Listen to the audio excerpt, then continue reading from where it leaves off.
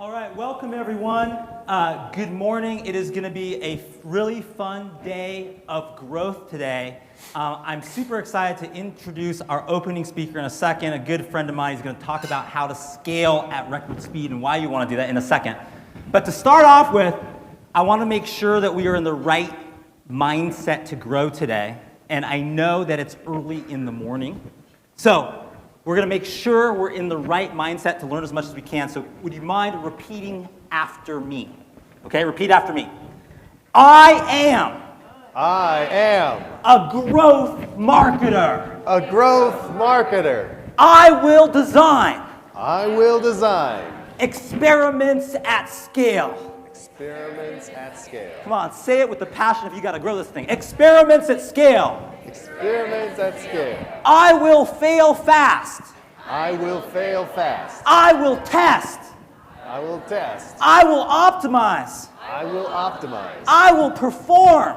I will perform. I will take my company straight to the top. I will take my company straight to the top. Okay, now this is the part where I need it. So Ben, show me the growth. Show me the growth. One more time, say it for the children on the count of 3. Show me the growth. 1, 2, 3. Show me the growth. Okay, good. Give yourselves a round of applause. Okay, and that is the setup for Chris coming out here, because Chris is the author of Blitz Scaling, and we're going to talk about growth at hyperspeed.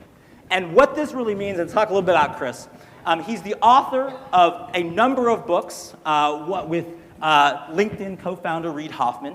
He's not only an author, he's a speaker, he's an advisor, he's an investor, and what he's really an expert on is when do the rules of growth apply so much in winner-take-all or winner-take-most markets where speed is the only thing that matters. You have to go at hyperspeed. When should you do that? When should you not? How do you know the difference? And how do you make your organization ready for that kind of hyperspeed growth? So this is growth on steroids. Give it up for Chris Ye. Thanks so much. Awesome to see you.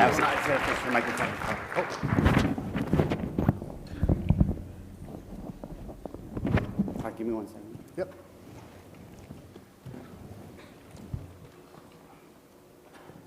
We're just going to await the audio signal. Okay, good. So, Chris, you're the author of a book called Blitz Scaling. Really interesting title. You talk about prioritizing speed over efficiency. Most of the people here want to be super efficient in their growth experiments. But what does it mean to prioritize speed over efficiency, and why would you do that in a winner-take-all or winner-take-most market? Absolutely. So if you look at the history of so many of the world's most powerful and most valuable technology companies, the reason they are where they are is because they are the winner in a winner-take-most or winner-take-all market. So what does that mean? You got to be first mover. It's a land grab. What are markets like that? Yeah. So if you think, let's take the companies we listed here, like Airbnb. Airbnb is a classic winner-take-most or winner-take-all market because it's a two-sided marketplace. And in a two-sided marketplace, the most important thing is to have the greatest possible scale. So you can offer the greatest selection to the people who are the guests, and so you can offer the greatest possibility of making money to the people who are the hosts. Okay, so that's one, but other markets that seem winner-take-all or most may or may not be. What about ride sharing? Winner-take-all or winner-take-most, or not? So ride sharing is an interesting one. It is winner-take-most to a certain extent, but then it hits an asymptote. So if you think about Uber or Lyft, and you compare that to Airbnb, what I always ask people to do is to ask themselves, how many people here have used Uber or Lyft in the past month? Presume that's everyone. Okay, so, yeah. When you used Uber or Lyft, did you actually look at your driver's ratings and read any of the reviews? Oh, a couple of people. So this is interesting. By the way, I do see an interesting gender split in this as well, okay. which is a good reminder that you need to think about as a marketer, everyone's different experience. Okay. Now, how many people have used an Airbnb sometime in the past year? When you went to Airbnb, how many of you bothered to actually look at the house or room and the host and their reviews? Right. So that's the key difference between an Airbnb and an Uber or Lyft. One of them is selling a commodity. There is a network effect because you need to reach critical mass. You don't want to wait around half an hour for your Uber to arrive. But once you get to a certain point, whether it takes 2 minutes to arrive or 3 minutes to arrive is essentially irrelevant. But for Airbnb, because it's not a commodity, because every single transaction requires the ability to select from as many different possibilities as possible, that ends up being more of a winner-take-most or winner-take-all market. So the question, because all these people want to know, should I be blitz scaling my company now? We'll define it, but just to wrap up, so Airbnb is a better candidate for blitz scaling than Uber. That's correct. And it's because why? It's because it is a true winner-take-most or winner-take-all market, and that's because of the network effects. So one of the things that we talk about in the book, how many people here have ever seen the movie Glengarry Glen Ross? Good, a lot of movie fans in the audience.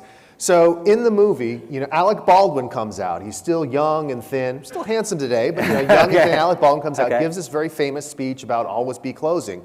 But at the beginning of it, it's very important. He tells the salespeople, this is now a contest.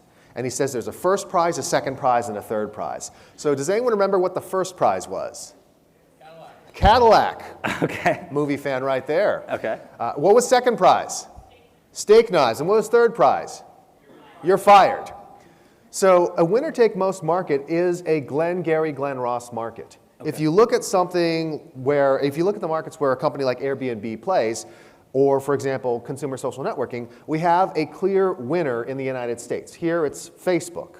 Then who's second? Who has the steak knives? Maybe Twitter, maybe Snap. Those are valuable, but they are orders of magnitude less valuable than Facebook. And then third prize is, you name it, Friendster, Bebo, High Five, what have you.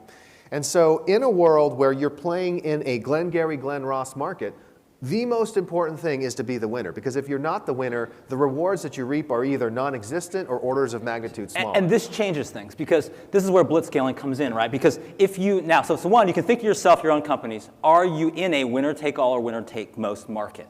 If you're starting to think maybe you could be, maybe you are, then the issue is it's speed over everything. You could be a fantastic executor, but if you're slow, it's winner take all or winner take most. You might never get a chance to get the traction you need, right? So explain the blitz scaling part and the speed over efficiency, how that changes things. Absolutely. When there's a network effect involved, when there's a winner take most market, it means that whoever gets to critical scale first is the company that's going to be the long-term winner.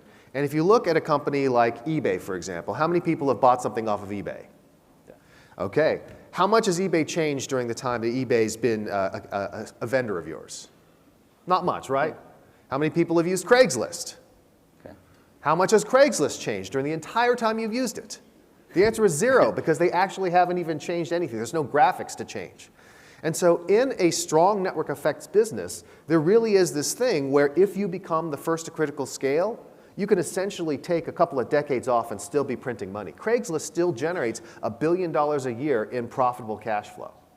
And so as a result, if that's the prize that you can win, and if you can continue to benefit from that prize for years or even decades, it's worth spending more than you would typically think appropriate to achieve critical scale. And for growth marketers, that's a tough one, because you guys are normally measured on efficiency. Right. People are always talking about what's the CAC to LTV ratio, and that is absolutely essential for most businesses.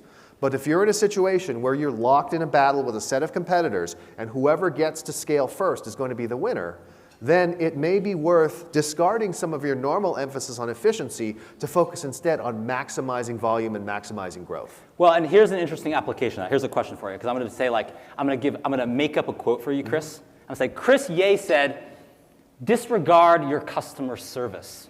It doesn't matter. Have horrible customer service because you're blitz scaling. Is that true, or is that false? That you could actually disregard customer service, which we all think that, hey, we don't want churn, this is important. Right. Are you saying disregard it? I'm saying that there are circumstances where you should disregard customer service, where you should not worry about satisfying your customer. And here's the reason why. In these network effects businesses, in a winner-take-most market, it may be more necessary to get out into the market than to satisfy every single customer. The example we use in the book comes from the early days of PayPal. Of course, today everyone knows PayPal is a hugely successful $100 billion plus company. But in the early days, they were locked in a titanic battle with an arch rival that their main customer, eBay, was actually backing. So they had a company called BillPoint that eBay actually was the owner of, along with Wells Fargo, and they were directly competing with PayPal.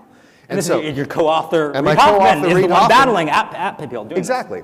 And during that time, what they discovered is they were growing extremely rapidly, 2 to 5% a day, but the customer service requests were piling up. Because guess what? When somebody can't get their money, they get pretty upset.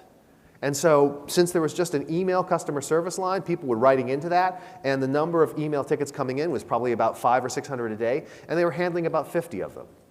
So the question was, what do you do? Right? Do you slow down growth? Do you redirect your resources to customer service to answer the questions? And in their case, the answer was, we're going to ignore the customers. Because we're in a battle with BillPoint. It's an existential battle. The most important thing for a payment system is to be accepted as widely as possible. The number of customers who are affected by these problems is a fraction. It hasn't slowed down the growth. We're going to ignore them and just keep driving forward. Okay, so there you go. Chris Ye said ignore all your customers. No, he didn't. He said if speed is the predominant thing that is most important, then you have to prioritize it all else. So what are other decisions that people make? If people here are saying we're in a winner-take-all or winner-take-most market, we need speed, what are the kind of other things that you might disregard, at least temporarily, for speed, besides customer service? What else might it be? Well, so there's a very famous quote from my co-author that says, if you're not embarrassed by your first product, you've launched too late. And again, normally we think we want to get a great product, we want to find product market fit. But the insight there is that you can never, unless you're Steve Jobs, figure out the perfect product in a vacuum. We can sit there in our offices and brainstorm, but really, exposure to the market is the thing that's going to allow us to build that great product. And so what launch a product that embarrasses you tells you is, you know what? Our priority is to get to the market and start learning. Because through iteration, we're going to get to a good enough product faster than if we sat back and tried to come up with that on our own. Okay, well, and that begs the question, though, what about companies that grew really, really fast, maybe had blitz scaling, or just at least hyper growth, and then you ignore this stuff for a while, and then does it come back to bite you? I mean, for instance, if we look at a company like, popular kind of case to cite, but like an Uber or something like that sort of has like, we're growing fast. Maybe they were sort of, maybe not exactly blitz scaling, but at least having hyper growth. They were definitely blitz scaling. Whether it was justified is the interesting question. So they're growing, they're blitz scaling, but then they're kind of like ignoring the cultural stuff, right? Yeah. They're sort of saying, okay, that's not critical now. We've got to grow at all costs. But at what point then do you have to be like, okay, we're at a different stage now. We can't ignore customer service forever, or we can't ignore culture forever. Like, how do you know when that moment is? So there's a couple of different layers to the answer. The first is that if you think about things like ignoring your customers or ignoring your culture or tolerating bad management or any of those things, those are all essentially ways of taking on debt. We're all familiar, because we work with software developers, with the concept of technical debt. But there's also marketing debt, there's cultural debt, there's organizational debt. And the big question with any debt is, what am I saving and what am I investing that savings in, and does it generate a return that exceeds the cost of servicing the debt? So if you think about something like the cultural debt, again, cultural debt can become very serious over time. And in Uber's case, the culture became so bad that it necessitated a change in CEOs and really hampered the business. So the question was, how much additional benefit did they get from ignoring the culture? What did they invest that resource in, and did it actually justify it? In the end, I don't think it did. With culture, with Uber, the culture was essentially a reflection of the founder, Travis Kalanick. And again, he did many things right, but I think everyone can agree that he did poorly in terms of building the culture of Uber to be the kind of culture where most of us would want to work. Okay, sure. Well, and then what about, how do you know if you're going fast enough? I mean, I'll give you an example. Like, at PR Hacker, we're a data-driven PR agency and viral marketing agency. So everything is like at the speed of news, what's breaking, and we're looking at how do we get in the news before all of your competitors at the same time. So how do you know, if you're tracking what your competitors are doing, that you're going fast enough? Because the other thing that would be bad is you start blitz scaling, you start doing this, but you're number 4. Then your blitz scale, you just said it's winner take all or winner take most. I'm not even getting the steak knives, and I'm sacrificing all this stuff. How do you know if it's fast enough? So the key question is exactly what you mentioned, the competitors. So there's an old saying that says that two friends go out into the woods, and they stumble across a grizzly bear. And the grizzly bear wakes up, it's very angry, and one of the friends bends over to tie his shoes and get ready to run. And the second friend says, what are you doing? That we can't possibly outrun the bear. And the first friend says, I don't need to outrun the bear, I just have to outrun you. So in the case of blitzscaling, it really is about being the one company that becomes that winner. And so you have to ask yourself, okay, do I have a realistic path to overtaking my competitors? If I'm already behind, is there any chance of catching up? I have $2 million, they have $500 million. Am I going to be able to do it? That was sort of the SoftBank hypothesis, that we can load companies up with enough money so that their competitors are unable to catch up. But the other side of it is looking just at your competitors and saying, okay, are we actually opening up the distance on them? Are we increasing our competitive advantage over those competitors? Because that's the core question of blitzscaling. You could be growing at 200% a year, and yet if the rest of your industry is growing at 300%, you're falling behind.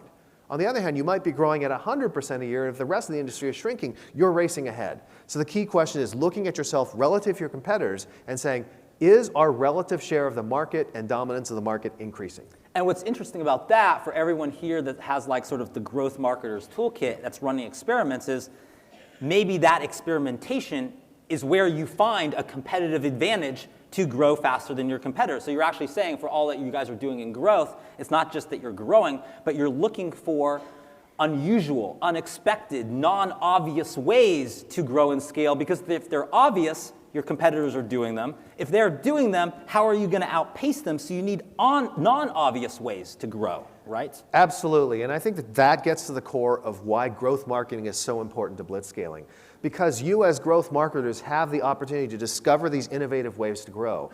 And when you discover these innovative ways to grow, it's not just that you're acquiring more customers or acquiring those customers at a lower unit cost or improving your CAC to LTV ratio.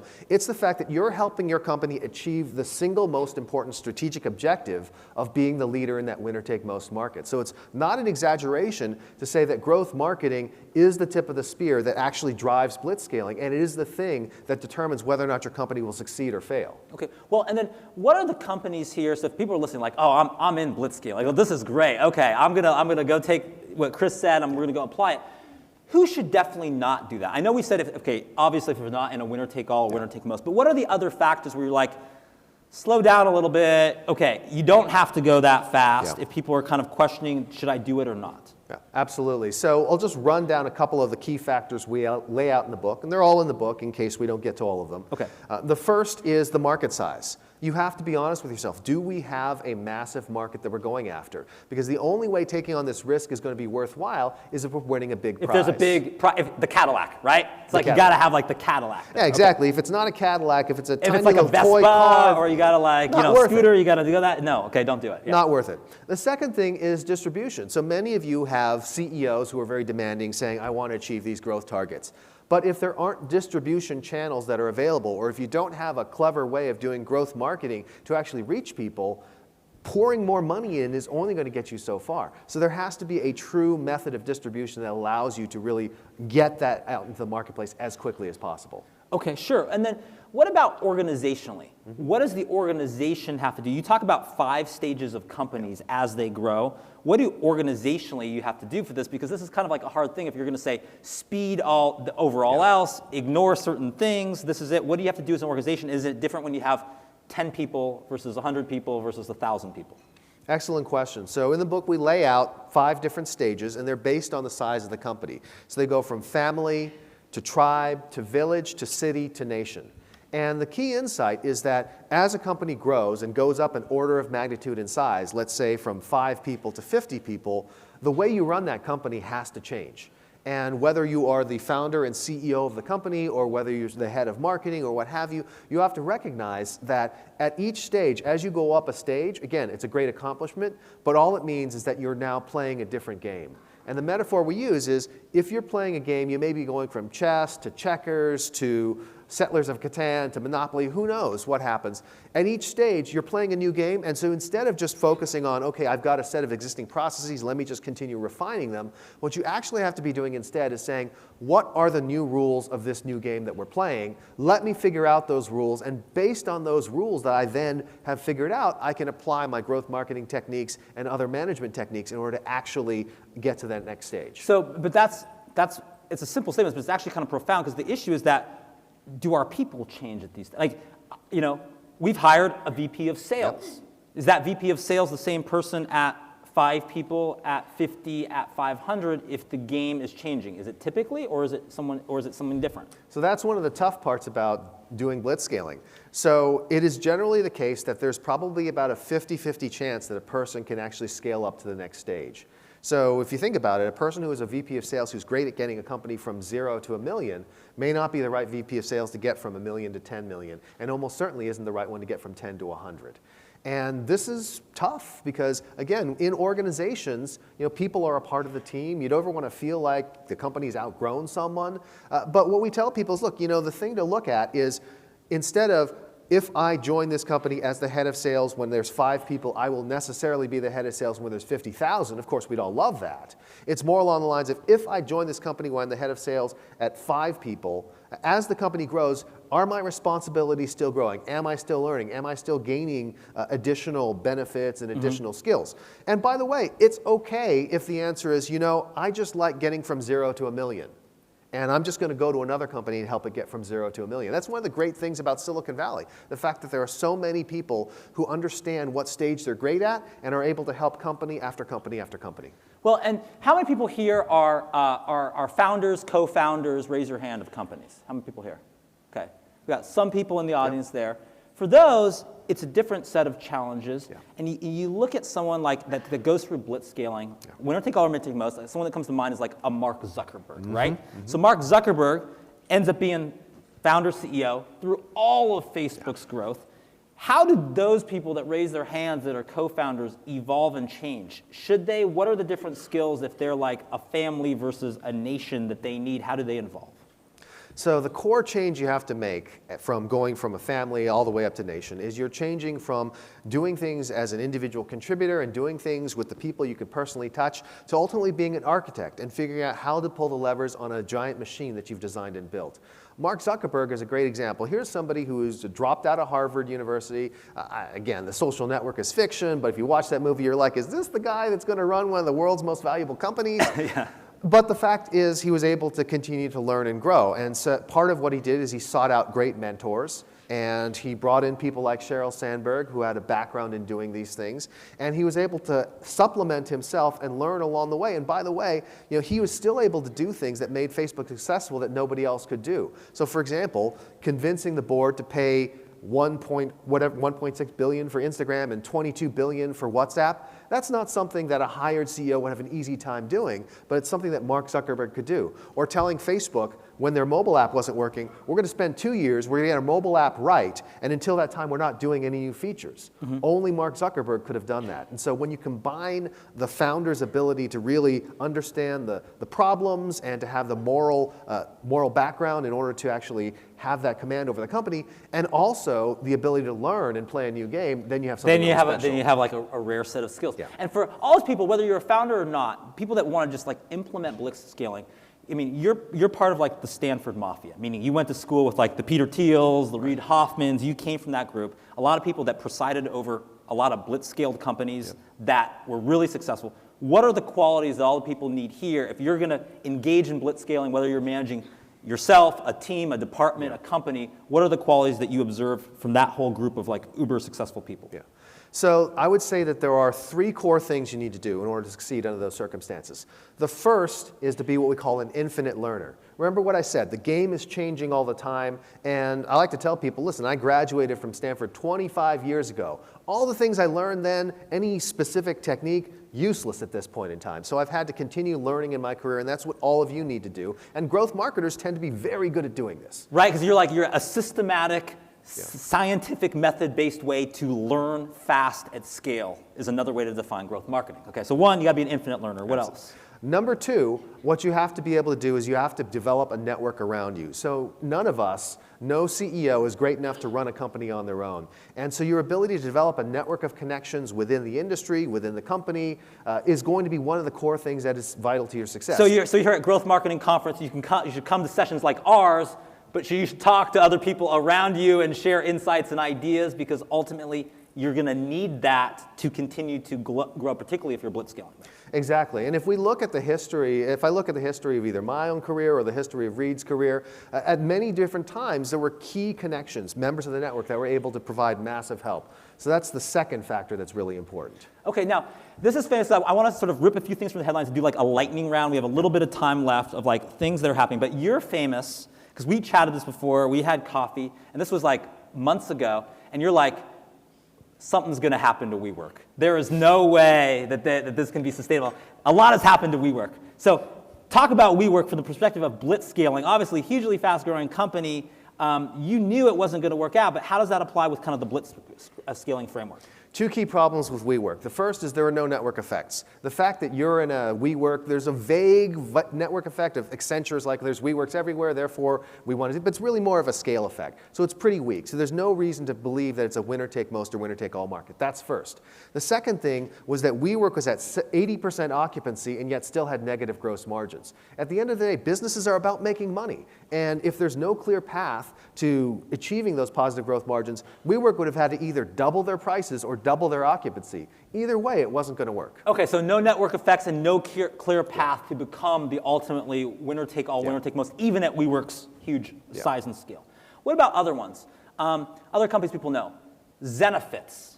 High profile, kind of up and down. What about Zenefits? Was that blitz scaling, not blitz scaling? Should have they been? So they were definitely blitz scaling, but they blitz scaled in inappropriate ways. So Zenefits was tackling the classic problem of benefits and HR and saying this is a fragmented industry, we can take it over. Guess what? There's a couple of problems. First of all, there are no network effects. But second of all, they took the concept of being embarrassed by your product too far and actually violating the law and creating scripts to fake compliance. So that is never going to be a good idea. So the issue is that if you apply blitz scaling to the Zenefits framework, you're like, yeah, let's ignore government regulations. Let's ignore state. We just want to grow. But there's some things, right, you can't ignore. That's critical to the success of the business. You can't get that wrong. And one of the things that my co-author Reed says is the key question, like there are times when there are dumb regulations or dumb laws. But you have to ask yourself, okay, am I looking to change the regulations for everyone, or am I just looking to cheat?